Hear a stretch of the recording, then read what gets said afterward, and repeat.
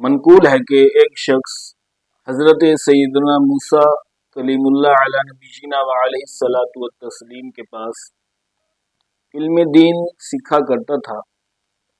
کچھ دن تک وہ حضرت سیدنا موسیٰ علی نبینا و علیہ الصلاۃ والتسلیم کے پاس رہ کر علم دین سیکھتا رہا، اور پھر اس نے حضرت موسیٰ علی نبینا و علیہ الصلاۃ والتسلیم سے عرض کی کہ میں کچھ دنوں کے لیے اپنے گھر والوں کے پاس جانا چاہتا ہوں، اپنے علاقے میں جانا چاہتا ہوں۔ تو حضرت موسیٰ علی نبینا و علیہ الصلاۃ والتسلیم نے اس کو اپنے گھر والوں کے پاس جانے کی اجازت مرحمت فرمائی۔ جب وہ اپنے گھر والوں کے پاس چلا گیا تو وہ لوگوں سے کہتا پھر تھا کہ حضرت موسیٰ علیہ الصلاۃ والتسلیم نے ایسے فرمایا، حضرت موسیٰ علیہ الصلاۃ والتسلیم نے یوں کہا، حضرت موسیٰ علیہ السلام نے مجھ سے ایسے کہا۔ اس طرح وہ لوگوں کے سامنے حضرت موسیٰ علیہ الصلاۃ والتسلیم کی طرف منسوب باتیں کر کے لوگوں کو بتاتا اور ان سے مال و دولت اکٹھا کرنا شروع کر دیا۔ اس طرح لوگ اسے حضرت موسیٰ علیہ الصلاۃ والتسلیم کا مقرب بندہ سمجھ کر اس کی تعظیم کرتے، اس کی توقیر کرتے، اس کی عزت کرتے اور مال و دولت سے اس کو نوازتے۔ کافی دن گزر گئے تو وہ بندہ حضرت موسیٰ علیہ الصلاۃ والتسلیم کے پاس واپس نہ آیا۔ موسیٰ علیہ الصلاۃ والتسلیم نے لوگوں سے اس کے بارے میں پوچھا کہ وہ جو بندہ میرے پاس علم دین حاصل کرتا تھا وہ کہاں گیا، واپس نہیں آیا؟ تو اس کے متعلق کوئی خبر حضرت موسیٰ علیہ الصلاۃ والتسلیم کو نہ ملی۔ ایک دن حضرت موسیٰ علیہ الصلاۃ والتسلیم کہیں سے تشریف لے کر جا رہے تھے تو دیکھا ایک دیہاتی اپنے کندھے پر خرگوش لٹکائے جا رہا ہے۔ تو حضرت موسیٰ علیہ الصلاۃ والتسلیم نے اس دیہاتی سے پوچھا کہ بندے تم کہاں سے آ رہے ہو؟ اس دیہاتی نے کہا کہ میں فلاں گاؤں سے آ رہا ہوں۔ تو حضرت موسیٰ علیہ السلام نے اس بندے کے متعلق پوچھا کہ جو آپ سے علم دین حاصل کرتا تھا، آپ نے فرمایا کہ کیا تم اس بندے کو جانتے ہو کہ جو میرے پاس علم دین سیکھتا تھا، میرے پاس پڑھتا تھا؟ تو اس دیہاتی نے اپنے کندھے پر لٹکے ہوئے خرگوش کی طرف اشارہ کرتے ہوئے کہا کہ عالیجا یہ وہی آدمی ہے کہ جو آپ کے پاس علم دین سیکھا کرتا تھا۔ اللہ تبارک و تعالی نے اسے خرگوش بنا دیا۔ جب حضرت موسیٰ علیہ الصلاۃ والتسلیم نے یہ سنا تو اللہ تبارک و تعالی کی بارگاہ میں دعا کی، یا اللہ اس بندے کو اپنی اصلی حالت پر فرما دے تاکہ میں اس سے پوچھ سکوں کہ تجھے کس جرم کی وجہ سے اللہ تبارک و تعالی نے خرگوش بنا دیا۔ تو اللہ تبارک و تعالی نے حضرت موسیٰ علیہ الصلاۃ والتسلیم سے فرمایا کہ اے موسیٰ، اگر کوئی مقرب رسولوں میں سے بھی مجھ سے یہ اجازت مانگے کہ اسے میں اصلی حالت میں لٹا دوں تو میں اسے ہرگز انسان نہیں بناؤں گا، اسے اصلی حالت پر نہیں لٹاؤں گا۔ اس نے لوگوں کے سامنے غلط باتیں بیان کرنے کی وجہ سے میں نے اس کو جانور اس لیے بنا دیا کہ یہ دین کے ذریعے سے دنیا کی حقیر دولت طلب کیا کرتا تھا۔ حضرت موسیٰ علیہ الصلاۃ والتسلیم سے اللہ تبارک و تعالی نے ارشاد فرمایا کہ اے موسیٰ، اگر یہی سوال میرے مقرب بندوں میں سے، میرے مقرب رسولوں میں سے بھی کوئی کرے گا تو میں اسے انسان ہرگز نہیں بناؤں گا، اسے خرگوش ہی رہنے دوں گا۔ اور میں نے اس کو جانور اس لیے بنایا ہے، اس جرم کی وجہ سے اس کو خرگوش بنایا کہ یہ دین کے ذریعے سے دنیا کی حقیر دولت جمع کیا کرتا تھا اور دین کے ذریعے سے حقیر دولت کا یہ خواہش مند تھا۔ اللہ اکبر۔ عزیزان گرامی، دیکھا آپ نے کہ وہ بندہ کہ جو موسیٰ علیہ السلام کے پاس علم دین سیکھا کرتا تھا، لیکن اس نے علم دین اللہ عز و جل کی رضا کے لیے، اللہ تبارک و تعالی کی خوشنودی کے لیے نہیں سیکھا، بلکہ اپنی واہ کروانے کے لیے، مال و دولت کو جمع کرنے کے لیے، دنیا کی حریص لالچ کو جمع کرنے کے لیے اس نے علم دین سیکھا، اور پھر وہ موسیٰ علیہ السلام کی طرف غلط باتیں بیان کیا کرتا تھا، آپ کی طرف غلط باتوں کو منسوب کیا کرتا تھا۔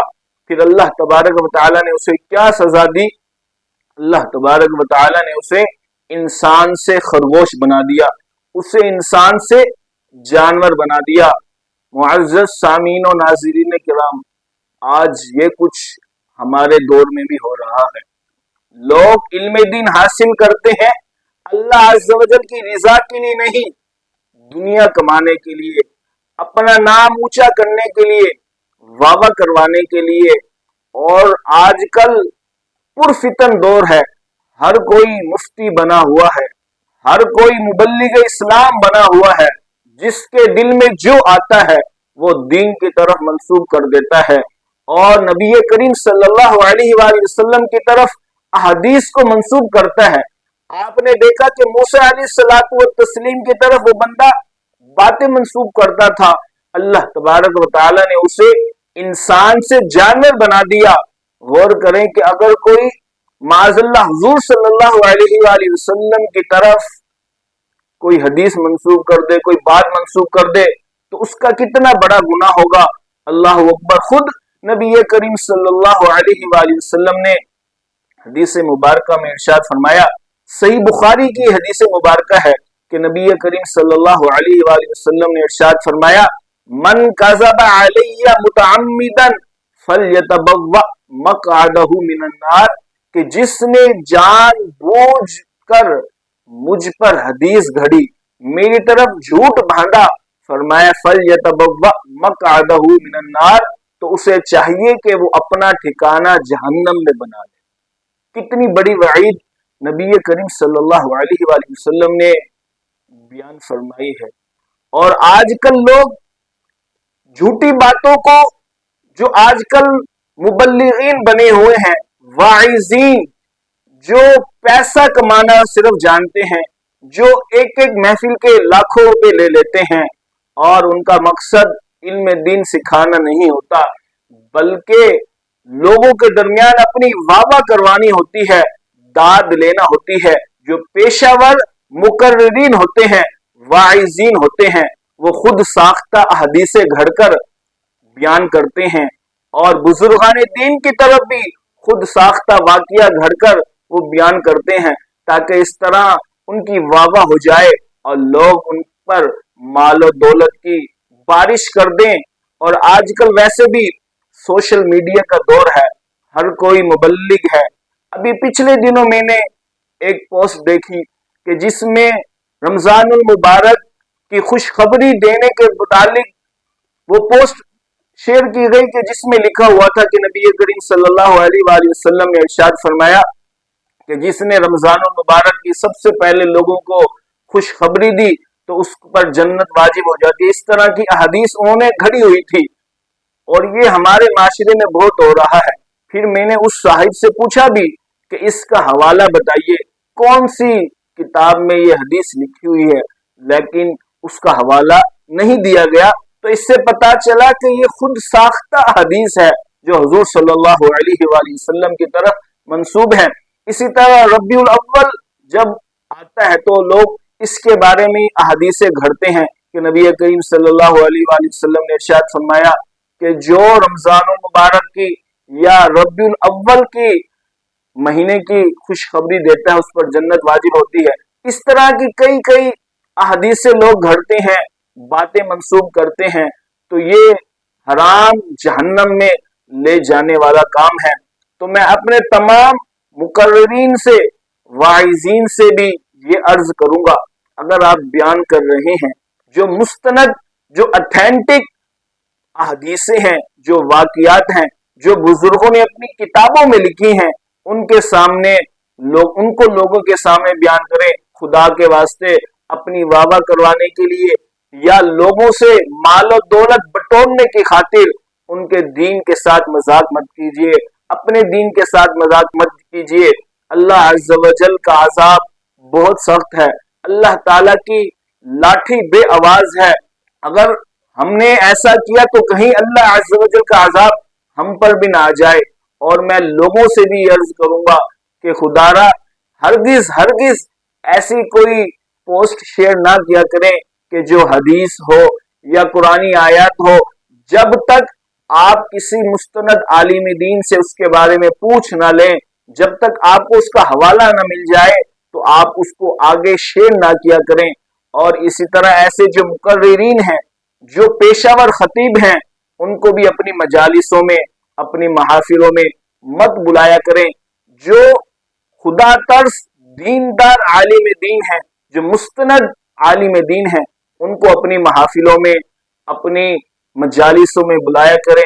अल्लाह अज़्ज़ व जल की बारगाह में दुआ है कि मौला करीम हमें इस पर अमल करने की तौफीक अता फरमाए। आमीन बिजाहिन नबील अमीन सल्लल्लाहु अलैहि वसल्लम।